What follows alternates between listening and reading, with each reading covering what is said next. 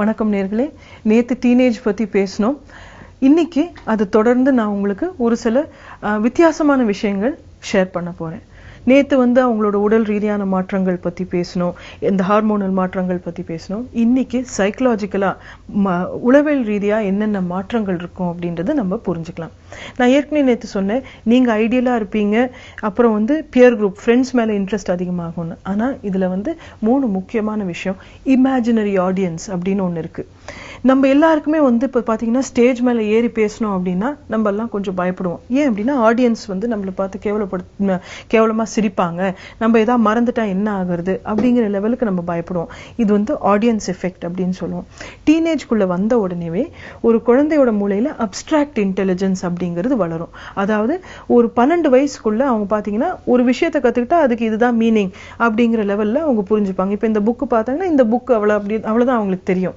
ஆனா இதே கொஞ்சம் ஹையர் லெவல் போகும்போது ஏன் இந்த புக் படிக்கணும், இந்த புக் யார் எழுதியிருப்பாங்க அப்படின்னு அவங்க இல்லாத விஷயங்களை பத்தியும் கொஞ்சம் சிந்திக்கிறதுக்கு அவங்களோட மூளை டெவலப் ஆயிட்டு இருக்கும்.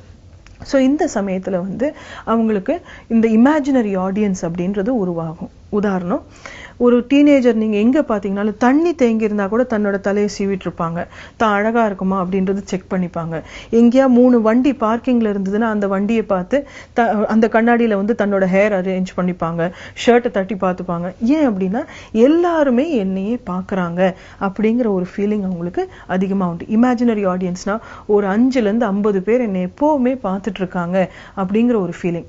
அதனாலதான் பாத்தீங்கன்னா ஒரு டீச்சர் கூட ஸ்டூடெண்ட்டை தனியா கூப்பிட்டு கண்ணை இந்த மாதிரி நீ செஞ்சிருக்க கூடாது அப்படின்னு அவங்க திருத்தி இருந்தாங்கன்னா கூட நம்ம வெளியே சொல்லுவோம், எல்லாரும் முன்னாலே என்ன கேவலப்படுத்திட்டாங்க அப்படின்வாங்க. ஏன் அப்படின்னா அவங்களுக்கு அந்த இமேஜினரி ஆடியன்ஸ் எல்லாருமே அவங்கள பாக்குறாங்க அப்படிங்கிற ஃபீலிங். ஸோ டீனேஜ்ல சுவைசைடுக்கு உண்டான தற்கொலை முயற்சிகள் காரணம் ஏன் அதிகமாகுது அப்படின்னா எல்லாரும் முன்னாலேயும் தன்னை கேவலப்படுத்திட்டாங்க அப்படின்ற ஃபீலிங் அவங்களுக்கு அதிகமா இருக்கும். 2வது விஷயம் பர்சனல் ஃபேபிள்னு சொல்லுவோம். எல்லா டீனேஜருக்கும் தான் ஹீரோ இல்லைன்னா ஹீரோயின் ஒரு நினைப்பு.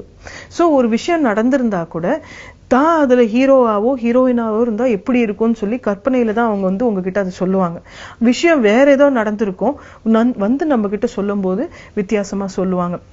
ஸ்கூல்ல பாத்தீங்கன்னா ஏதாவது ஒரு விஷயம் நடந்திருக்கும், அது 3 பேரை டீச்சர் என்கொயர் பண்ணா 3 பேரும் அவன் சைட்ல இருந்து இருக்கிற உண்மையை மட்டும்தான் சொல்லுவான்.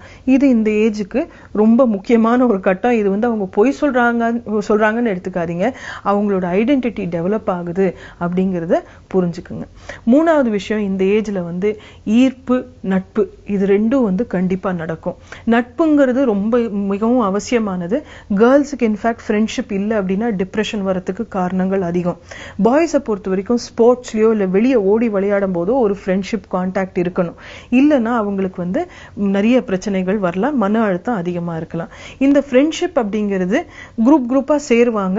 அந்த குரூப்ஸ் செட் ஆகிறதுக்கு 1 year இல்ல 2 years ஆகும். ஒரு தடவை அது செட் ஆயிடுச்சுன்னா இன்னொருத்தர் அதுக்குள்ள சேர்த்திக்க மாட்டாங்க. இது நார்மல் இந்த ஏஜ்ல.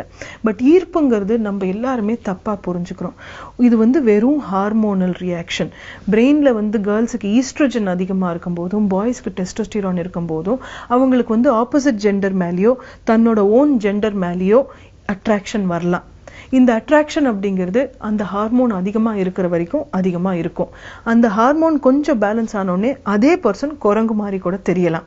நான் இதை கிண்டல் மாதிரி சொல்றேன், ஆனா நீங்க புரிஞ்சுக்கிறது என்னன்னா நம்ம இது உடனே லவ் அப்படின்னு சொல்லி எக்கோ எஃபெக்ட்ல நம்ம நம்மளே அதை குழப்பி விட்டுறோம். என்னன்னா அந்த குழந்தை ஏற்கனவே அந்த ஒரு இஃபெக்ட்ல பயந்துட்டு இருக்காங்க, கஷ்டப்பட்டுட்டு இருக்காங்க. அந்த பர்சனை பார்க்கணும், அவங்கள பத்தி எப்ப பாரு நினைச்சிட்டு இருக்கணும். சினிமாலையும் பாத்தீங்கன்னா இதை ஈர்ப்பை காதல் அப்படிங்கிற ஒரு வார்த்தையில குழப்பி விட்டுறாங்க. சோ ஒரு ஸ்டூடெண்ட்டுக்கு என்ன பண்றது அப்படின்னு தெரியாம ஒரு லெட்டர் எழுதுறது, தன்னை அறுத்துக்கிறது, இந்த டிவி மீடியால இருந்து பார்த்துட்டு அவங்க கன்ஃபியூஸ் ஆயிடுறாங்க. ஃபர்ஸ்ட் நீங்க புரிஞ்சுக்கிறது, ஈர்ப்புங்கிறது ஹார்மோனல் மாற்றங்கள்னால வரதுனால ஹெல்த்தியான லைஃப் ஸ்டைல் இருந்தா தானா அந்த குழந்தை அதுல இருந்து வெளியே வரதுக்கு ஸ்டெப்ஸ் எடுத்துப்பாங்க. நம்ம போய் பண்ணாதன்னு சொன்ன உடனே ஓ இதுதான் லவ் அதனால தான் அவங்க எதிர்க்கிறாங்கன்னு சொல்லி அந்த குழந்தை உங்களுக்கு தெரியாம இதை வந்து இன்னும் அதிகமா இறங்கிரும். இதுல அவங்களால அதுல இருந்து வெளியே வர முடியாம ரொம்ப கஷ்டப்பட ஆரம்பிச்சுறாங்க.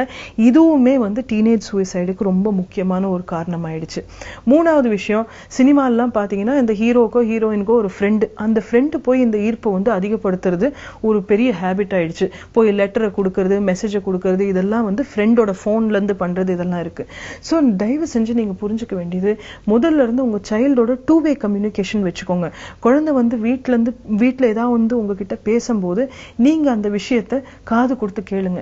இதை வந்து நீ ஏன்டா இந்த வயசுல உனக்கு இதெல்லாம் தேவையா, இதுக்கா நான் ஸ்கூலுக்கு அனுப்பிச்சேன் அப்படின்னா உங்ககிட்ட சொல்ல வந்த விஷயத்த கூட அவங்க சொல்லாம மறைக்க ஆரம்பிச்சிருவாங்க. இதுவுமே வந்து அவங்களோட உறவுகள்ல வரக்கூடிய பெரிய பிரச்சனைகளுக்கு காரணம் ஆயிடுது.